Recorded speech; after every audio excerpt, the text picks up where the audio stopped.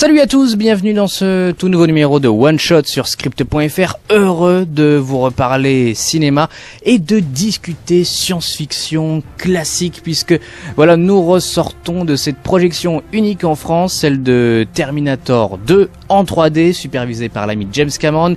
Vous savez, c'est le réalisateur entre autres de Avatar, et Avatar 2, 3, 4, 5, enfin, on les attend toujours, mais peut-être dans le futur, peut-être que Schwarzenegger viendra du futur et nous d'Avatar 2. Et voilà, bon, je ne sais pas.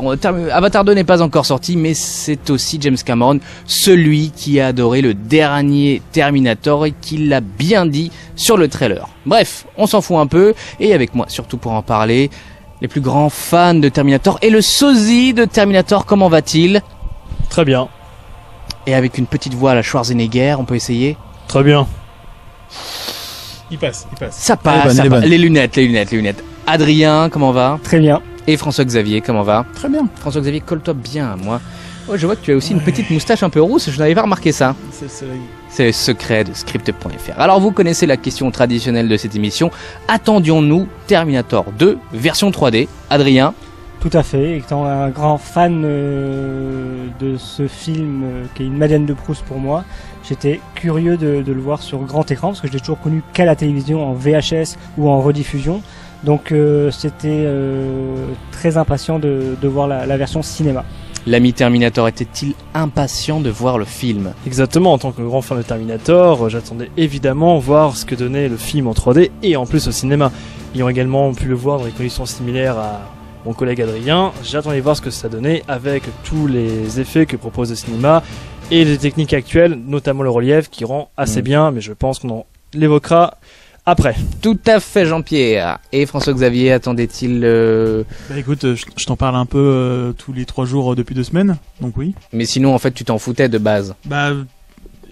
T'étais peut-être plus excité de voir T2 sur grand écran que voir la version 3D. Si c'était pas en 3D, ça aurait rien changé. Je pense que j'ai dû oublier. Il y a quelques plans où on voit bien la 3D, mais alors sinon c'est vrai que c'est plutôt Terminator au cinéma qui depuis que j'ai vu que c'était à l'affiche, j'ai fait ah ouais, ça va être cool, et ça a été cool en effet. Je dois avouer, c'est pareil. Moi, j'étais plus excité de voir Terminator, qui est un classique et je pense qu'il est un vrai film à voir au cinéma. Sur grand écran avec du son d'une salle de cinéma plutôt que la version 3D, même si j'étais assez curieux. D'ailleurs, le dernier film 3D de Cameron, c'est Avatar en fait, non? Oui. Ouais. On se posait la question de savoir s'il avait supervisé la version 3D Titanic aussi. Il l'avait supervisé aussi. Je sais pas si t'étais là dans la salle de ciné, mais ils en parlaient. Il y a eu dans le petit bonus avant. Ouais, dans le petit bonus avant, et je crois qu'il l'a dit texto que Cameron avait bossé sur T2 pour la 3D, mais que ses précédents films en 3D aussi. Bon, bah voilà, c'est un peu le roi de la 3D. Je vais pas vous demander ce que vous avez pensé du film en lui-même. Est-ce que ça vous a juste fait plaisir de revoir Terminator sur grand écran, et est-ce que ça a changé quelque chose peut-être dans votre lecture du film? J'ai quand même pu revoir des scènes cultes du film qui pour moi avaient un impact qui était multiplié par 1000, clairement, lorsqu'on voyait la scène finale, lorsque le T-1000 se fait briser avec le dernier tir du Terminator, avec le Hasta la Vista Baby, qui est évidemment cultissime. Les petites phrases rigolotes et les scènes d'humour sont aussi l'impact est rehaussé, mais évidemment les scènes d'action rendent bien mieux avec les techniques actuelles. Donc oui, effectivement, il y a une réelle plus-value à aller voir ce film au cinéma, et qui plus est en 3D. Adrien, est-ce que toi ça t'a fait plaisir de revoir le film sur grand écran? Est-ce que ça a changé quelque chose? Alors oui, j'étais content sur grand écran, mais contrairement à vous trois, je sais pas toi Emile, mais je trouve qu'il n'y a pas grand intérêt pour la 3D. Je n'ai pas vu de différence. Je suis déçu pour ma part. Et puis pour les ajouts, il y a 2 points un peu négatifs. C'est parce que dans les premières versions, qu'on connaît, il y a ce petit grain, le côté luminosité qui est moins artificiel, qui faisait le charme pour un film de 92-94, je ne sais plus exactement la date, et qui n'a pas vieilli depuis tout ce temps-là. Et les rajouts, il y a 2-3 rajouts d'effets que Cameron a fait sur les éclairs, que je trouve vraiment pas forcément utiles, et je vois pas pourquoi il a fait ça. Donc un peu déçu pour ça. François-Xavier, est-ce que t'étais... Alors moi je trouve que c'était de la bonne 3D.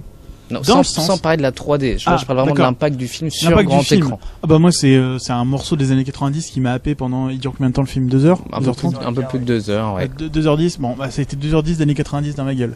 Il y a plein de choses que quand on le regarde à la télé, on se rend pas compte, mais il y a une façon de filmer, des dialogues à l'ancienne, mais aussi une luminosité qui, par exemple, m'a évoqué des vieux films pour moi, c'est-à-dire les années 90, les années 80, mais qu'aujourd'hui on voit plus, par exemple, dans les films d'aujourd'hui. Enfin, je sais pas, il y a un morceau des années 90 qui m'a happé pendant 2 heures, et ce fut bien agréable. C'est vrai que quand on voit le film sur grand écran, on comprend un peu l'impact qu'il a eu sur d'autres réalisateurs, sur d'autres films par la suite. Voilà, c'est vraiment un film carrément chiadé pour l'époque, mais c'est vrai que avec notre regard de spectateur d'aujourd'hui, je pense notamment à l'une des scènes d'introduction, enfin une scène apocalyptique. On voit clairement que c'est de la maquette. Les gars, ils se prennent un missile dans la tronche. On voit que c'est une sorte de feu d'artifice. On les voit quasiment pondre. Et moi, je trouve ça génial je trouve ça génial de voir. On sait qu'à l'époque, on faisait vraiment, c'était le top du top et que l'immersion était totale pour les gens. Et aujourd'hui, moi, j'avais une sorte de fascination en me disant, je vois presque les fils, mais c'est quand même génial. Non, mais de toute façon, je pense que ces effets spéciaux, même ces maquettes, vieilliront toujours mieux que de la CG. À gogo. Jar, on pense à toi. Bah non, je pense même pas à ça, mais bon, on parlait par exemple d'un Avengers. Ça vieillit très mal et pas bien, je trouve. Malgré que le film est un peu vieilli, je trouvais que justement avec les effets, les conditions du cinéma, ça a renforcé l'immersion en fait. En voyant évidemment le film avec sa télé, on se dit que ça a beaucoup vieilli. Après, en le voyant au cinéma, le côté est atténué quand même. Moi, ça m'a pas empêché de rentrer dans le film, et je pense que justement dans d'autres conditions, je serais un peu plus sorti du film, parce que clairement il y a des choses qui datent un petit peu au niveau des codes cinématographiques, des codes d'écriture qui sont quand même surannés, il faut le dire. Le T-1000, je suis désolé, autant le T-800 j'y crois à mort encore, autant le T-1000, il y a des moments je vois les effets spéciaux des années 90 quoi. Et c'est pas grave parce que le film est des années 90, on va pas lui demander d'être dans le futur tout le temps quoi. Non, voilà. Mais par contre le T-1000, je suis désolé, à un moment c'est une flaque d'eau, mais on voit bien que c'est une flaque d'eau numérique de l'époque. Et c'est pas grave, c'était génial quand même. Je suis pas d'accord du tout avec toi, parce que je trouve que le fait qu'il y a des films de cette époque-là qui ont vraiment mal vieilli, lui, je trouve au contraire, le T-1000, je trouve qu'il aurait pu être fait au début des années 2000. Bon, peut-être pas début des années 2000, mais fin des années 90. Fin des années 90. Oui, c'est vrai que, non, mais le T-1000 à l'époque, c'est une révolution. C'est un des premiers persos entièrement CGI, mais c'est vrai que faut être très sincère, mais on s'en fout, c'est pas une critique négative, mais c'est vrai que pour le coup, tu vois, entre de la maquette avec des vaisseaux en maquette on sent que c'est un peu vieilli, mais voilà, je trouve que ça reste encore solide. Le cœur y est quand même. C'est vrai que la CG, tu te dis ça passe pas. Il y a des moments où ça passe même encore bien. D'autres, je trouve, mais par contre, je suis toujours sidéré de dire putain, à l'époque ça devait être tellement chiant à tourner parce que c'était une technologie qu'on connaissait très mal. Enfin voilà, tout ce qui est ordinateur et autres, on n'était pas dans un tel développement.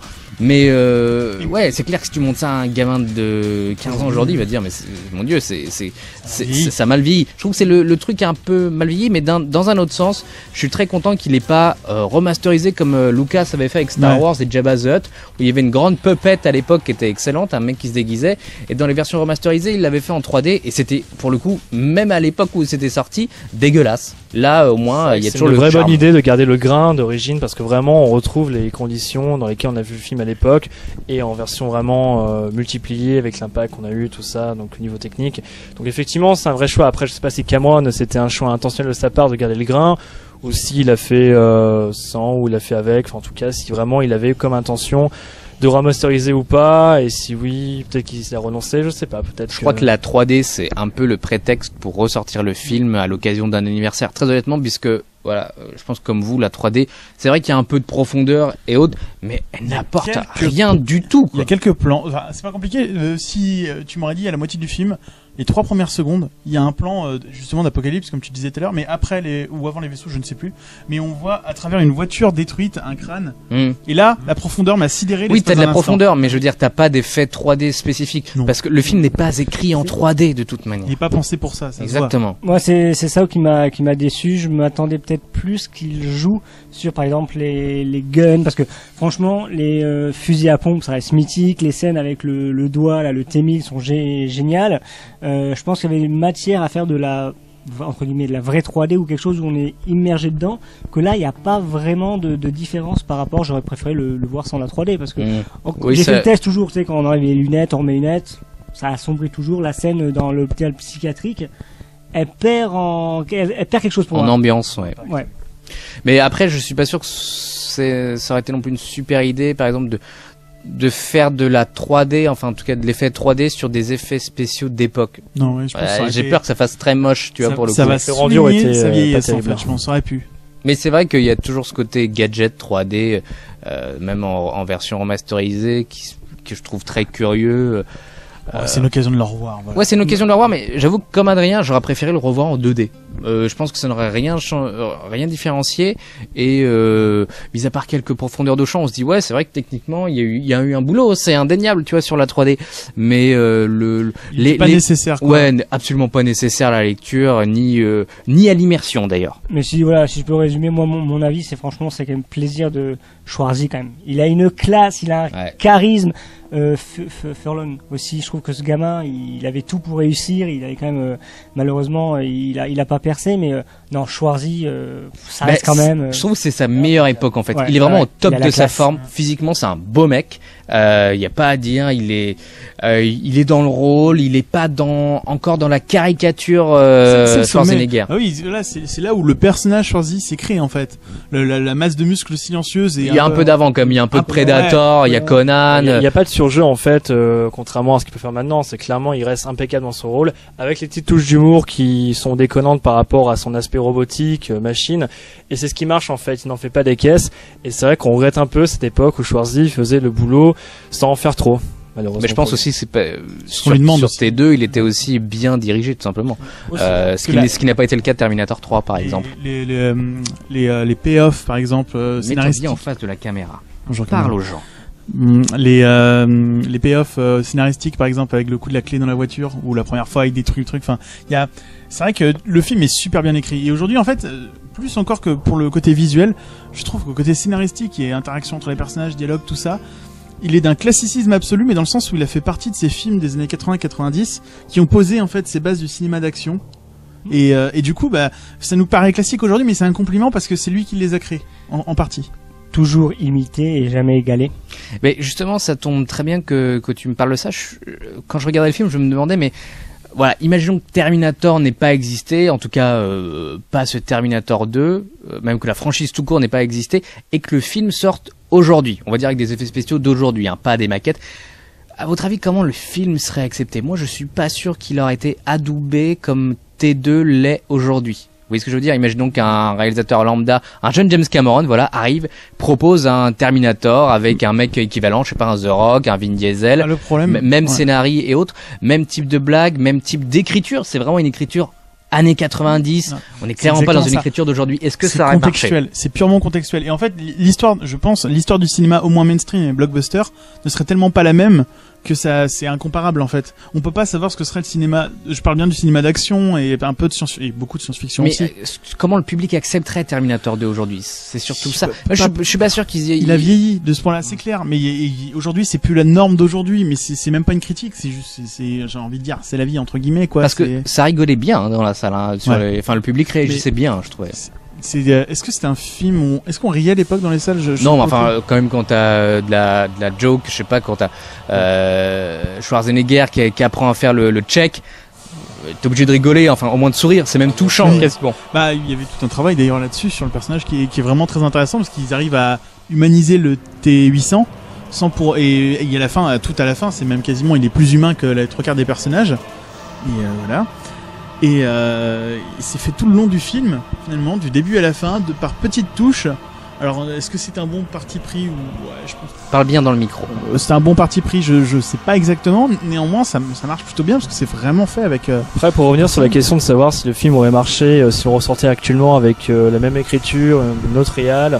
Je pense que ce qui perdrait, c'est effectivement le contexte, puisque là, on sent vraiment la peur nucléaire qu'il y avait pendant la guerre froide, plutôt. avec l'intro où justement on voit ces paysages calcinés, le rêve de Sarah Connor où elle voit la bombe nucléaire atterrir sur toujours terrifiant d'ailleurs. Moi, toujours terrifiant sur Los Angeles, effectivement, toujours terrifiant. Ça peut toujours être d'actualité, hein, tu sais. Oui, bah, effectivement, avec les récents d'actualité. Mais est-ce que oui, non, mais en bien fait, sûr, bien sûr, c'est pas la même peur, quoi. C'est ça, c'est que les blocs qui s'opposent, ils sont plus vraiment les mêmes. On n'est plus vraiment sur une opposition Russie, États-Unis comme qui était celle des années 90. Le conflit est plus. Il pourrait adapter ça à sauce avec une sorte de terrorisme cybernétique. Pourquoi pas? Tu vois. À la rigueur, pourquoi pas. Moi, je sentais vraiment quand même derrière le poids de la fin de la guerre froide. Tout ce qu'elle dit, par exemple, Sarah Connor sur comment il s'appelle. Sur Dyson, je crois qu'il s'appelle, celui qui est censé créer en fait. C'est le papa de Cyborg dans Justice League. Ben, il a bien vieilli alors. Enfin bref, tout ça pour dire qu'il y a tout un message. En fait, pour une fois, c'est une SF qui a du fond, parce que Valérie en avait pas. Et là, il y a un vrai fond, mais pas un fond qui allait pour l'époque était vraiment d'actualité. C'est oui, il y a un aspect politique, une lecture politique dans et le même film. de société sur la technologie. Puis à un moment, faut arrêter quoi. Mais d'ailleurs, c'est assez terrifiant parce que ce qui est dit dans le film, par exemple, où on dit voilà, il y aura des drones. Des drones. Bah voilà, tu penses forcément aux drones. Tu te dis ouais, bon, c'était censé être en 97, on est en 2017. Bon. On les a, ça a pris un peu de temps, mais c'est toujours là quand même. C'est encore ça. Je pense que ça. En fait, c'est un scénario, on va dire entre guillemets catastrophe. Enfin, c'est un scénario catastrophe dans le film, ou genre, mais dans le sens où, par exemple, l'armée américaine, genre, avoir des pilotes ou même de genre de gérer stratégiquement sa défense. Forcément, ça n'arrivera jamais à 100%. Il y a des thèmes qui restent encore actualité sur le destin, comme ça. Qu'est-ce qu'on peut faire face au destin? Est-on vraiment maître de notre destin?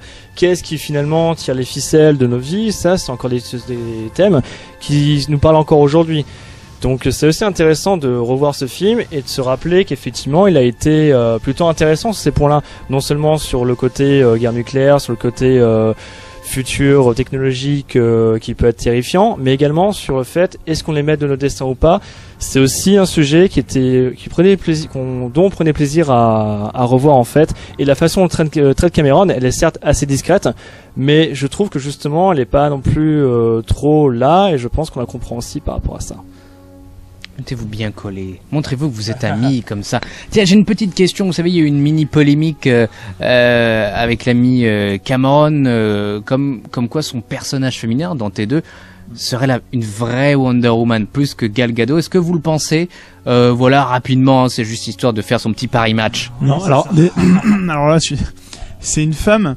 Enfin, non, je suis désolé. Le personnage. Est-ce que c'est le modèle féminin Il y a un symbole, tu vois, qui peut pas marcher. C'est une femme qui réussit pas forcément que par elle-même. Elle a tellement besoin d'un homme qu'il faut même que ce soit une machine, mais que ce soit une machine en forme d'homme. Enfin bref, non, c'est une femme forte, d'accord, mais je la poserai pas en icône du féminisme, tu vois. C'est vraiment très instable, je trouve vraiment. Bah déjà, bon, effectivement, elle sait ce qui va se passer ensuite, mais franchement. Même si elle ne savait pas ce qui se passait par la suite, on aurait très bien pu la mettre aussi en hôpital psychiatrique, parce que vraiment c'est quelqu'un qui est vraiment incontrôlable, vraiment pas prévisible, et mettre un modèle comme ça pour le féminisme et pour la femme en général, je sais pas si c'est vraiment très flatteur en fait. Ouais, je crois pas que c'était à la base, à l'origine. Moi je parle vraiment c'est le commentaire.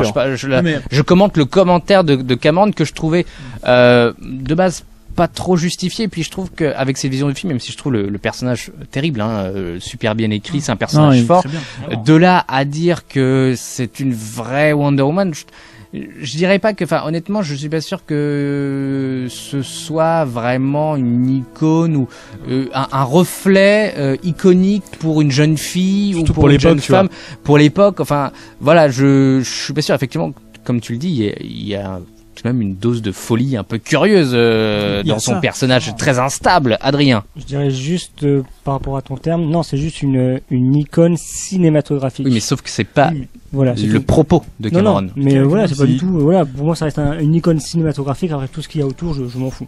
Non, mais là, la question n'était pas ça. La question était de savoir si vous trouvez que, comme Cameron le dit, ce personnage-là est plus une icône féminine, parce que on sent que Wonder Woman. Oui. Pourquoi? Je trouve que c'est une femme forte, qui va jusqu'au bout, qui a pour... Donc ça veut dire que toi, si tu étais une fille de 15 ans... À l'époque. Ouais. Ah ouais. Ouais, si. Ouais. À l'époque, je pense que c'était une... Oui, c'est ça. Moi, je trouve honnêtement que Cameron, il est franchement... Le personnage est super bon, il n'y a pas un problème là-dessus, mais en faire une icône genre de personnage fort féminin, dans le film, ce n'est pas elle qui accomplit les actions. Dans Terminator 1 peut-être, dans Terminator 2 non. Quand elle est non mais je suis d'accord, je trouve que son fils l'est plus, ou le T800 quoi. Le T800, il a plus d'impact sur le scénario. Elle est limite, elle est sauvée par le T800 à intervalles réguliers. Je veux dire, s'il n'empêche pas que le personnage, dans les mêmes conditions, j'en ferai pas le 10e, quoi. C'est une battante, elle est forte, elle est tout ce qu'on veut. Mais alors, dans le film, je suis désolé, elle a besoin d'un homme pour être sauvée dans les même moments, ce qui marque son absence de décision, c'est lorsqu'elle va chez Dyson pour essayer de le tuer, sauf que finalement, on sait pas vraiment ce qui se passe dans sa tête. Peut-être qu'elle se rend compte de la valeur de la vie humaine ou quelque chose du genre. Dans tous les cas, au moment de pointer son arme, son Dyson, elle n'appuie pas sur la gâchette. Et ensuite, c'est John et puis le T800 qui arrivent et qui disent non mais écoute, Sarah, on va faire autrement pour sauver le monde. Moi, c'est ça qui me met mal à l'aise en fait et qui ne peut pas, si tu veux, par exemple, Adrien, me faire dire que elle aurait pu, si j'étais une fille, elle aurait été pour moi une icône. Elle a un côté trop instable qui fait que, en fait, elle pourrait tout à fait passer de l'arme à gauche, j'ai envie de dire, tu vois, elle pourrait très bien péter un câble, elle aurait pu très bien prendre les mauvaises décisions. Tyson, enfin, je la trouve pas, elle est pas claire dans sa tête. Ah non, moi je la voyais très claire, c'est l'amour d'une mère pour son fils et qui ferait tout pour l'avenir de son fils. Ça, là-dessus, je suis d'accord. N'empêche quand tu regardes toutes les ficelles du scénario, c'est pas elle qui le message qui est donné au fils, c'est pas elle qui font le taf, quoi. Même si elle est badass, elle est cool, le personnage je trouve super bien écrit, n'empêche que dedans, t'enlèves le T800, Sarah, pendant le film, elle meurt au début, quoi. Voilà. Et le reste du film, finalement, à la fin, à la toute fin, le T800 il est en pièces détachées, c'est quand même lui qui sauve les meubles, tu vois. Alors moi j'aurais trouvé ça beau que le T800 vaincu, parce que l'autre c'est un modèle plus évolué, arrive quand même à sauver, et que ce soit elle qui sauve les meubles alors que le T800 est vaincu. Ça aurait été une super image, tu vois. Surtout pour le fait qu'elle a survécu au premier film et qu'elle s'y prépare depuis super longtemps. Et non, mais je suis d'accord sur le fait qu'il y a non, mais c'est un personnage fort. Il y a aucun doute là-dessus. Elle est prête, elle est forte, elle a pas peur de se blesser. Là-dessus, elle envoie d'un bon message. J'aurais du mal à dire que pour moi c'est un miroir féministe ou autre. Enfin, encore une fois, c'est toujours pour rebondir sur le commentaire de Cameron. Oui, voilà, c'est tout. Je pense que de base, c'était pas son idée, mais non, je sais pas. Elle a. Je crois que c'est son ego qui a parlé ce jour-là, et puis voilà. Ouais, mais c'était un peu. Enfin, je trouve que c'était un peu déplacé et un peu con. Moi, il me semble plus logique, si tu veux, qu'une fille aujourd'hui se voit dans Wonder Woman, qui est un personnage positif, qui a l'air à peu près héroïque, si tu veux. C'est un esprit aussi, tu vois, qui iconique. Réfléchit. Je trouve pas que Sarah Connor, c'est un personnage beaucoup trop sombre, torturé, qui est prêt à tuer de manière très sauvage, par exemple. Enfin, et froide aussi. Qui est quasiment dans un ego. En fait, elle pense quasiment. Et tu dis oui, elle sauve son fils, mais en fait, elle pense qu'elle, c'est-à-dire que si elle doit dézinguer toute la terre juste pour sauver son fils, et même pas forcément la terre, elle le fera. Oui. Et puis il y a plein de moments. Ça me dérange pas. Non mais oui, non mais je vois ce que tu est-ce que ça en fait une icône féminine ou une icône pour une jeune fille? Je pense toujours oui, mais bon, après c'est un autre discours. Moi je pense que c'est possible, mais ça se débat beaucoup plus que par exemple dans Wonder Woman. Où là pour le coup c'est. Mais peut-être que Wonder Woman du coup est trop cliché en fait pour le coup, hein. Peut-être. Mais du coup on est tombé dans l'autre extrême avec Sarah Connor, je pense. Allez, dernière question. Quel film classique vous aimeriez voir, reproposé en 3D, remasterisé en 3D rapidement? Alors ça semble évident après Terminator 2, mais Matrix. Ah, Matrix, j'avais pas pensé, tiens. Pour le coup, là c'est le seul truc qui me vient en tête, tant dans l'innovation technique en 99 quand Matrix est sorti, la folie. Ouais. Et c'est pas con, ouais. Et pour le coup je m'en souviens. Aussi pour le côté scénaristique, parce que après Terminator 2 la suite logique c'est presque Matrix en fait. C'est vrai, dans l'idée de la science-fiction au ciné, ouais. Notre ami Terminator. Plus dans la thématique voyage dans le temps avec Retour à le futur. Ah, j'aurais dit pareil, ouais. Ah mais clairement, comme quoi, je suis pas le seul à penser. Revoir ce film au cinéma avec l'éthique de maintenant, et puis même voir ce qu'il a donné, les touches d'humour, tout ça, ça peut être très intéressant à revoir. Donc moi, j'attendrai un Retour à le futur, la saga, pourquoi pas, les 3 films, au cinéma, avec un 3D relief. Après, je suis pas sûr non plus, après avoir avec la 3D ce que ça pourrait donner, que ça change grand chose, mais je rien crois pas que non pour, plus, Adrien, ça serait cool. Par rapport à la 3D, aucun film, parce que aucun intérêt, mais un film que j'aimerais revoir, ou voir déjà, sur grand écran, c'est Demolition Man. Matrix par exemple en 3D ça a une logique. Oui, tout à fait, mais personnellement ça ne m'intéresse pas plus que ça. Ah, il est de mauvaise humeur parce qu'on lui a dit que Sarah Connor. Non. C'est pas grave, Sarah Connor, si tu nous écoutes. On t'aime. Nous t'aimons. Et James Cameron aussi. C'est un peu notre maman à tous. Ouais, moyen. Ok, allez. Pas trop.